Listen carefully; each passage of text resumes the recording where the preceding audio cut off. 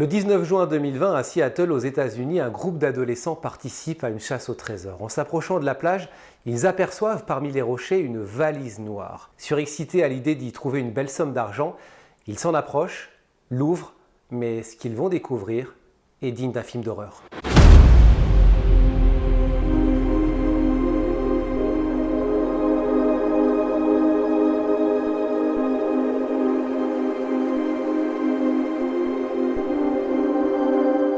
Soyez les bienvenus dans cette toute nouvelle vidéo, je suis ravi de vous accueillir pour vous raconter cette histoire totalement improbable qui est arrivée à ce groupe de jeunes Américains.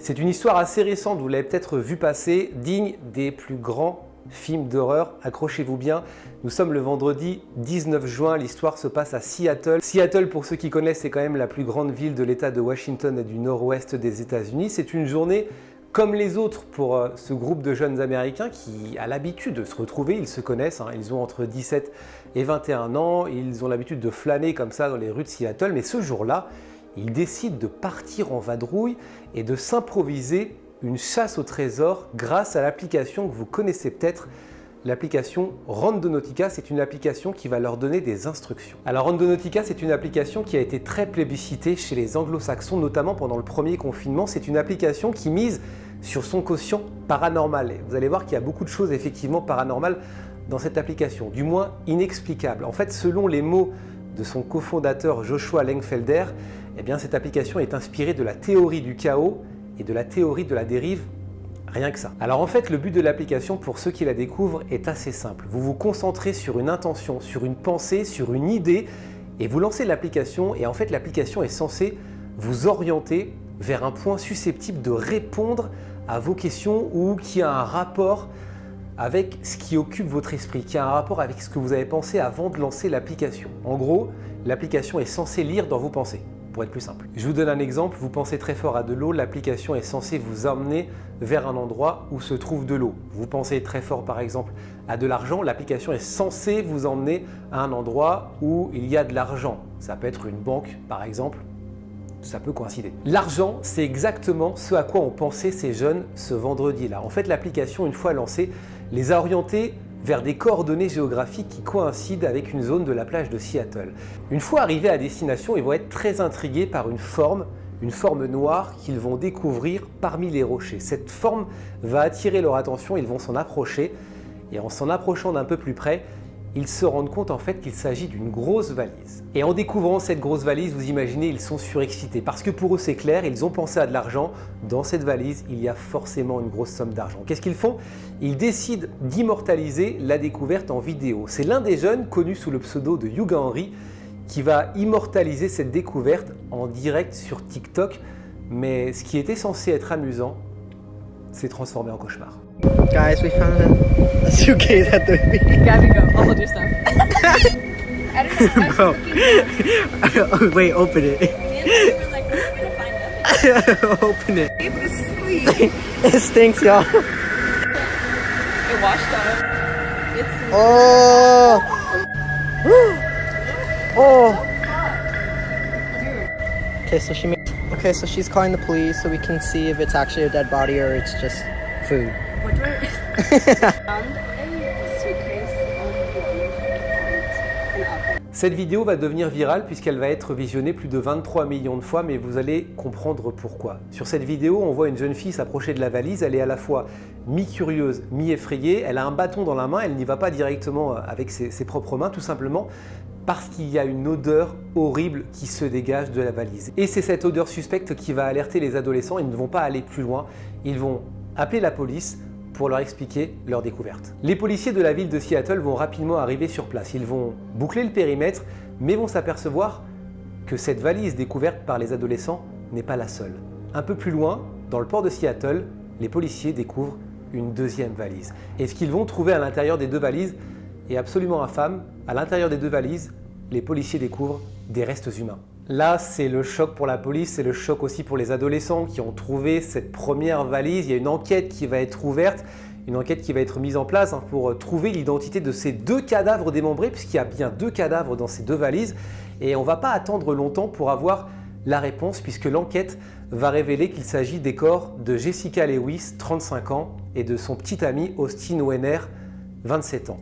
Là, les analyses médico-légales vont parler et vont nous indiquer que le couple a été tué 10 jours plus tôt, 10 jours avant la découverte des corps, probablement le 9 juin. Alors d'après les examens réalisés sur les corps, les 2 victimes auraient été tuées par balle. Une balle retrouvée dans la tête d'Austin et 7 dans le corps de Jessica. Et là, l'enquête va devoir répondre à la question que toute la ville de Seattle se pose et que tout le pays d'ailleurs va se poser quelques jours plus tard. Que s'est-il passé pour que ces 2 jeunes gens se retrouvent tués, démembrés et laissés dans ces valises? Tout d'abord, on va essayer d'en savoir plus sur l'histoire de ce couple, sur l'histoire de ces 2 personnes. On va commencer par Austin. Austin se surnommait Cash Money sur les réseaux sociaux.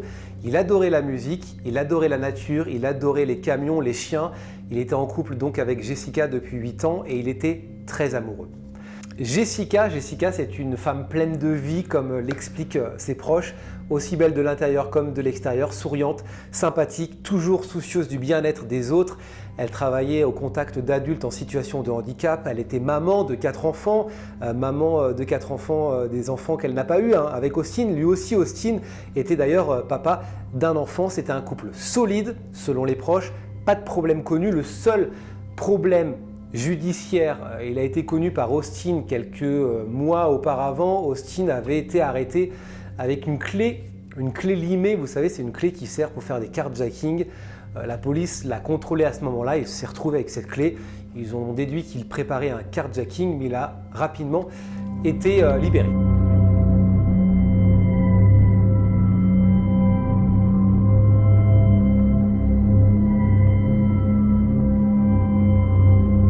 Il y a un truc qu'il faut souligner dans la découverte du corps de Jessica. Les médecins légistes ont trouvé de l'herbe.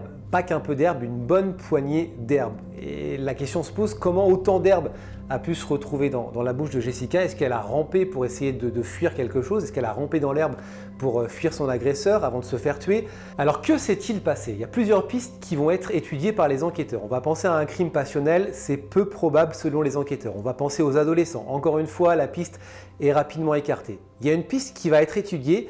La piste, c'est l'identité et le propriétaire des valises. Ces valises appartiennent à un certain Michael Lee Dudley. Il est âgé de 62 ans. Et écoutez bien, puisqu'en fait Michael Lee Dudley est le propriétaire de là où vivaient Jessica et Austin. Et apparemment, ça se passait pas très bien entre le couple et Michael Lee Dudley. Les voisins ont affirmé avoir entendu des éclats de voix. Les voisins ont affirmé avoir entendu quelques disputes. C'était pas l'harmonie parfaite entre Austin, Jessica et Michael Lee Dudley. D'autant plus que le loyer, selon Michael, était impayé depuis des semaines, un loyer de 1 500 $ par mois. Michael en a rajouté un petit peu en expliquant aussi qu'Austin et Jessica le volaient, toujours selon ses dires, parce que Michael Lee Dudley a été évidemment interrogé par la police. Et voilà ce qu'il va dire.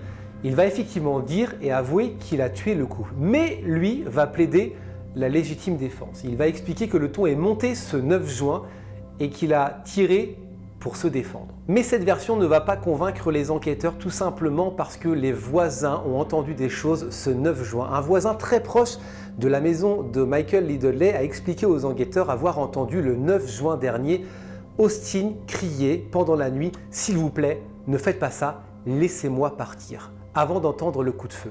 Ensuite, les enquêteurs vont fouiller la maison de Michael. Ils vont trouver du sang dans différentes pièces et ils vont aussi trouver des balles dans la chambre du couple. Et c'est aussi ça qui va interloquer les enquêteurs. Si les balles ont été retrouvées dans la chambre du couple, si le couple a été tué dans sa chambre, pourquoi on a retrouvé de l'herbe en grande quantité dans la bouche de Jessica? Est-ce que le corps aurait été déplacé pendant la nuit? Est-ce que le corps aurait été déplacé dans le hangar qui se trouvait justement à côté de la maison pour y être découpé et placé dans la valise?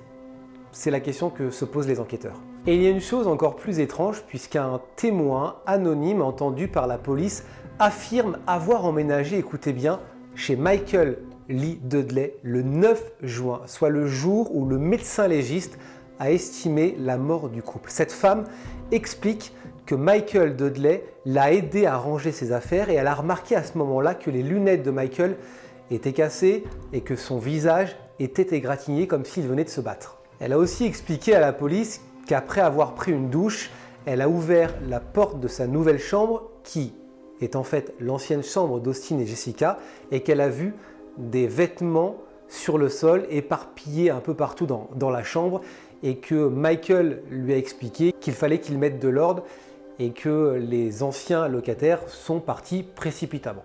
Et puis un peu plus tard dans la soirée, chose encore plus étrange, elle l'aperçoit en train d'étendre une grande bâche en plastique sur le sol de son sous-sol. Là, elle va lui poser la question, elle va lui demander « mais qu'est-ce que vous faites ?» Il va lui dire une phrase qui va la choquer. Il va lui dire « disons-le comme ça, son arme n'a pas fonctionné, la mienne oui ». Ça veut dire que ce jour-là, quand cette femme a emménagé chez Michael Lee Dudley, se trouvaient encore les corps d'Austin et de Jessica. Et ce que vont apprendre les enquêteurs ne va pas aider Michael Lee Dudley puisqu'ils vont découvrir que le passé de Michael est assez sombre. Une ancienne compagne de Michael qui a vécu avec lui de 2012 à 2016 va préciser aux enquêteurs que Michael est un homme violent, qu'il a été très violent avec elle, qu'elle a dû porter plainte et que selon elle, il était capable de donner la mort.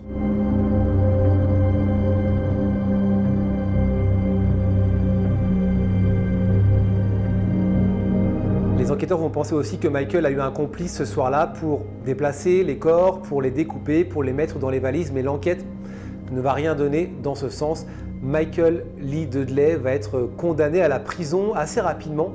Ce sera le 24 août 2020 et sa caution sera estimée à 5 millions de dollars. Oh! Oh! Okay, so she's calling the police so we can see if it's actually a dead body or it's just food. What do I... Sweet Chris.